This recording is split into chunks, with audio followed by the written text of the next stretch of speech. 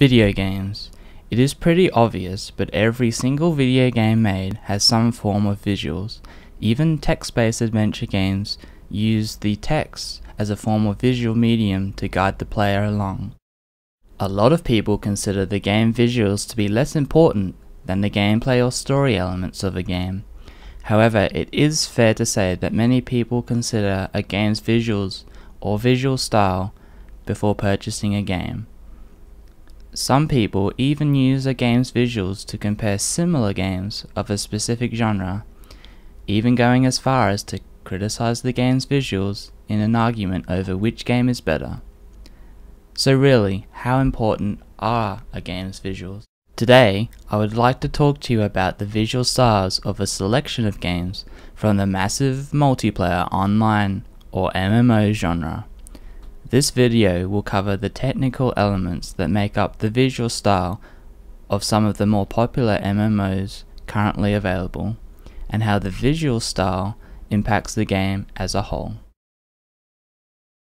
Like any game genre, MMOs have their own unique visual style, which we'll be discussing about in this video.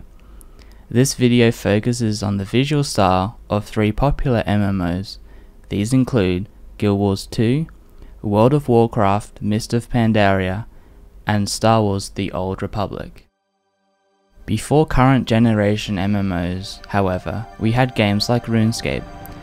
RuneScape was full of dull sprites, minimal 3D models, poor texture quality, and poor designed menus. The game looked absolutely terrible, yet everyone loved it. Our expectations at the time weren't all that high, and to be honest, I think most people were more concerned about the ability to play the game with their friends all at once. The game's visuals were really just an afterthought for most people when playing RuneScape. Today's MMOs get criticized a lot for their visuals or visual styles. Only recently have people started to accept the art quality produced for MMOs.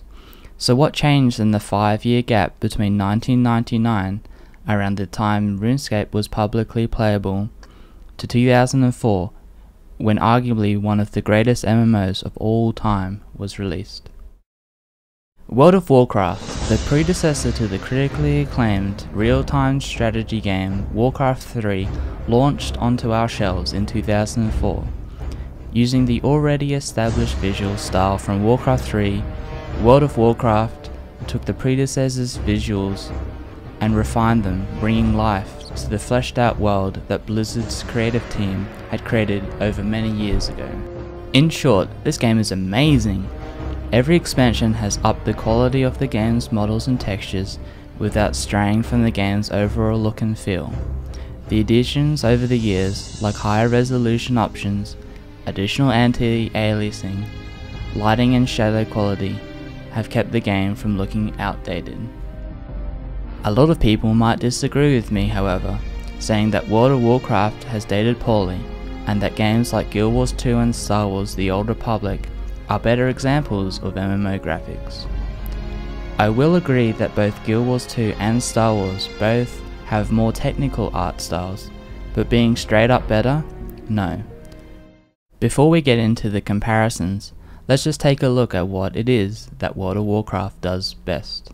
We should first mention that there is a 7 or 8 year gap between the original release of World of Warcraft and both Star Wars and Guild Wars 2's release dates. Let's not use this as an excuse for poor visuals, however, but something you should still keep in mind. Just in case you are unfamiliar with the World of Warcraft visuals, the game is made up of very limited polygon models and small resolution textures, which separately aren't that visually interesting, but together provide an almost handcrafted feel to the world. There are no photo-manipulated textures in this game. Everything is hand-painted, with rich saturated colors that pop out at you, giving you a sense of depth and fullness to the world. The game is always being worked on, and during the duration of the game's ongoing life, it has had 4 major expansions. Each expansion has brought its own flavor of new and vibrant visuals, including landscapes, characters, and creatures to the ever-growing world. Each expansion has also included a small visual upgrade to accommodate with the advancements in technology. These include, but are not limited to, texture quality increases, lighting and special effects enhancements, as well as higher polygon models.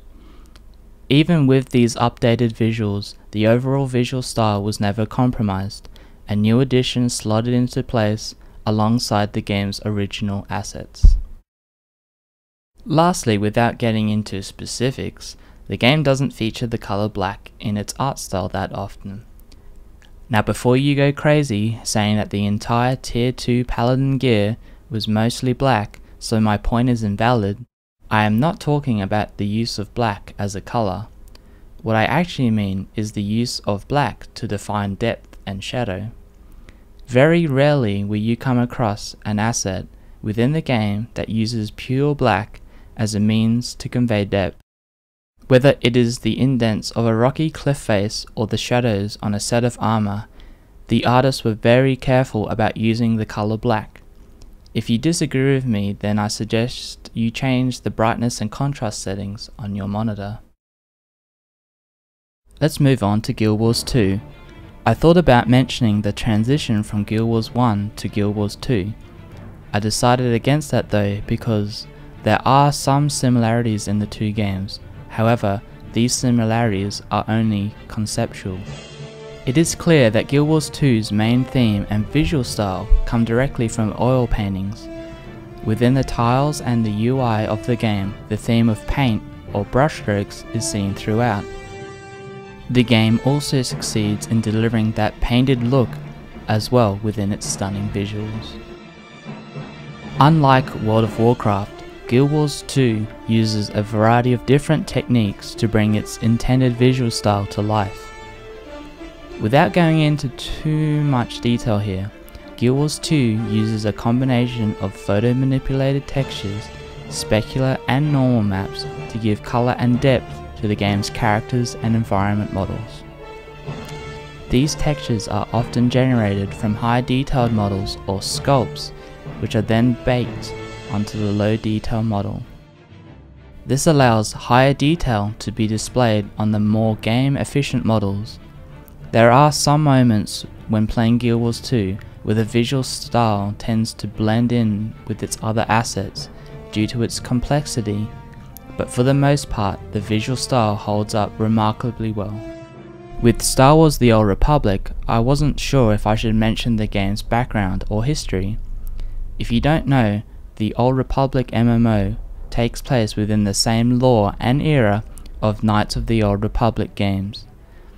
I would say that the game's design is very similar, but the art style is anything but.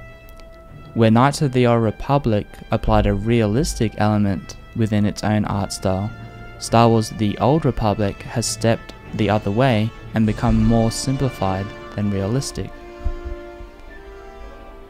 In a way, Star Wars: The Old Republic combines World of Warcraft's hand-painted art style with the more technical elements of Guild Wars 2's art style, by adding in greater use of specular and normal maps. The game uses a lot of flat colours layered with splotches and layers of slight colour variation to create visual interest in the environments in particular. Due to the advancements in technology, Star Wars: The Old Republic is able to support larger detail budgets for models and textures, which the game uses relatively well. I haven't come across much in the way of poor quality textures or under-detailed models, but I believe this has come at a cost. I will say one thing though that I found a bit off-putting at times, so much so that you lose the immersion that the game tries so hard to keep you in through its gameplay and storytelling elements. This is the game's ability or lack thereof when loading the ground as you move through the more intensive planets. The game has been optimized so that the environment grows out in front of you the closer you get to it with your character. This leads to extreme visual tiling and pop in and out of the grass and small plants that cover up those tiled ground textures. It is hard to say if this method is better or worse than the way other MMOs handle distance and rendering. I know, however, it did affect my experience, so it is important to note. I realize this isn't directly an art fault, but I feel it affects the visual appeal of the game, and it is therefore worth mentioning in this video. Overall though, Star Wars is a very impressive game with its unique visual style and impressive use of technical texture maps. I would almost argue that the game's visuals are equal, if not more refined than World of Warcraft's, and the 8 years Blizzard have had to perfect their visual style. It is undeniable that your game character or characters are the most important part of the game experience. People spend hours, days, weeks, or even years of in-game time with their World of Warcraft avatar. Therefore, it is notable that the design of all World of Warcraft characters is of the highest quality, and it is arguably one of the most important aspects of the game. World of Warcraft's characters and character-related props, armor, and weapons are very well optimized, both in model geometry and texture application. The best way to explain the brilliance of the World of Warcraft character design is through the game character creation menu. For this example, we'll be using the male undead character as a base, and then scrolling through the classes this particular character can choose, starting with the warrior. Let's look at this warrior character. It has a set of shoulder pads, a chest piece, a pair of gloves, and a pair of boots. If we look quickly through the rest of the classes, you will see that all the classes look individual. The hunter has rather big boots. The rogue has a unique set of shoulder pads. The mage is supporting a rather dazzling robe, and the monk has little tassels on his belt. However, there are a lot of reused models that are used along with corresponding textures to give each class a unique look to them. Let's start with the chest piece. Every single character here, including the Death Knight, has the same chest piece. If you look closely as I scroll through the different classes, you will notice that not once does the model of the chest piece, sleeves, and belt change. There are many incidences in these particular character models that are the same. For instance, the mage and priest have exactly the same model components, aside from the staff and shoulder pads. The monk and rogue both share the same outfit as well, with the exception of the rogue's shoulder pads and the monk's belt tassels. This is just a basic example of how World of Warcraft reuses models in an efficient way, but there are many more examples like this within the game, including reused models for armor and weapons. Guild Wars 2's characters are fully modeled with armor pieces fitting over the characters rather than the characters' limbs and body parts being painted for the armor sets. However, I have noticed some limbed textured armor pieces, but for the most part, all armor pieces are separate to the character model. This just goes to show you how much more detail there can be these days in character models for MMOs. However, there are still an immense amount of detail delivered through the textures and supporting detailed texture pages, such as normal maps and specular maps. Like all other MMOs, you will undoubtedly come across reused models for different armor sets while playing Guild Wars 2. The difference between most MMOs and Guild Wars 2 is that every piece of armor is interesting and individual, though most of the more epic pieces of armor can only be acquired at max level, which is the case for most MMOs. Armor sets in Guild Wars 2 aren't necessarily just rescaled depending on the race either. Each race has their own variation of armor. Some of the variations are rather minute, nevertheless they are still variations. Looking through the endgame armor sets, you can see a few distinctions between the Char and human armor sets, whether it be a set of warrior gear or elementalist set, each has their own uniqueness to them. The Old Republic's character creation is far from restrictive. Straight away you will notice from the different classes that there are 0 shared assets. Starting with the Jedi Knight class, no expense was made to make the Jedi Knight class feel unique from all other classes. Although you could argue that the Jedi Knight's uniform is a mashup of both the Trooper class and the Jedi Counselor class, it still looks and feels unique. Each class has its own unique feel, from the smuggler's gunsling Han Solo style clothing to the Imperial agent's clean military uniform and everything in between. Unlike World of Warcraft, both Star Wars and Guild Wars 2 are blessed with huge improvements in technology, and are therefore less restrictive in the ability to add detail. That's not to say that the games don't have restrictions. Characters will still have geometry budgets, and with the inclusion of detail additive maps such as normal maps, some consideration would have to be made as to which part of the model was modelled and what part would rely on normal maps to produce the detail on the character models. I am not suggesting that the game doesn't reuse models either. There are plenty of cases where models are reused in the game. Some of the greatest examples come through the first few tiers of PvP gear that characters can work towards. I am just pointing out that there will be less cases of this as the restrictions with both Star Wars and Guild Wars 2 are lessened due to the game's technological advancements. World of Warcraft isn't going to win any awards for its terrain. Its borderline mountains and uneven hills are little more than overstretched plains. I mean, if we were to open 3ds Max right now, make a plane, divide it several times and add density to the plane, and then use soft selection on a few of these verts, and there you go, congratulations, you've just made a section of World of Warcraft terrain. Having said this, placed throughout the rather basic terrain are rather remarkable landmarks and set pieces that really bring the environment to life. I'm just going to let you enjoy a short segment with some of the more remarkable environments World of Warcraft has to offer.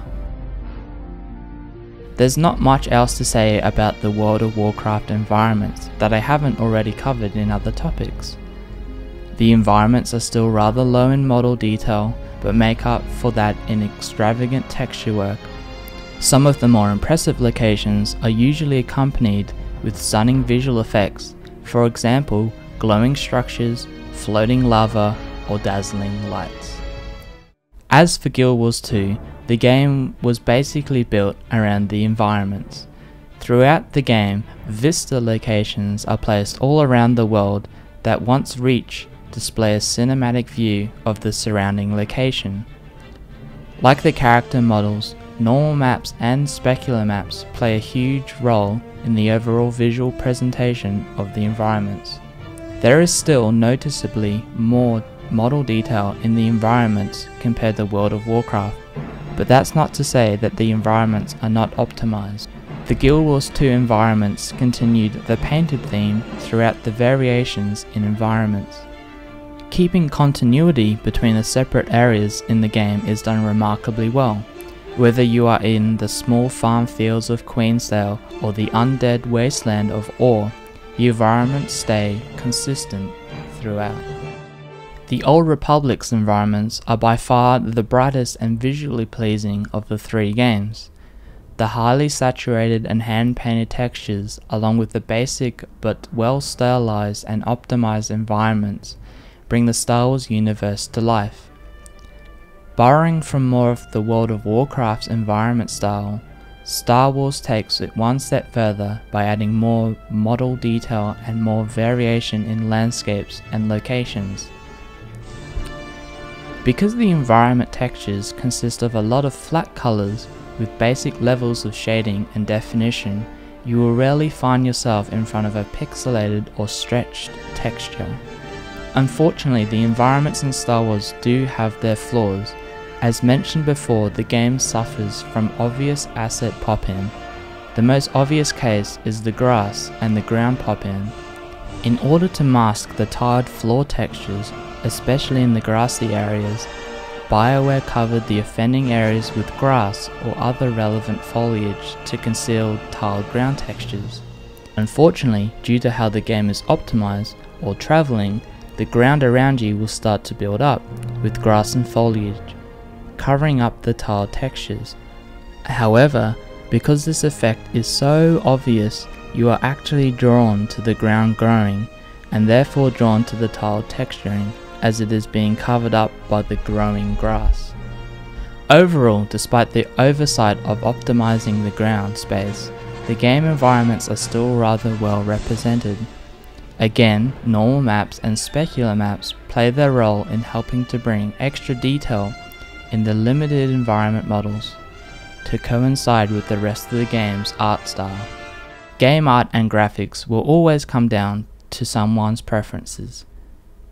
So if you are one who likes the simple but more refined look of World of Warcraft, or the higher realistic and visually stunning graphical presentation of Guild Wars 2, or maybe something with the best of both worlds like Star Wars, then these games won't leave you disappointed. Due to the nature of MMOs, there will always be limitations. You will always find the odd low-resolution texture, or rather poorly modeled object or asset, and it is something that you either overlook and accept, or ridicule and complain about. Only over time, when technology progresses, will we see large improvements in MMOs, to the point where MMOs look as good, if not better, than a single-player RPG or action-adventure game.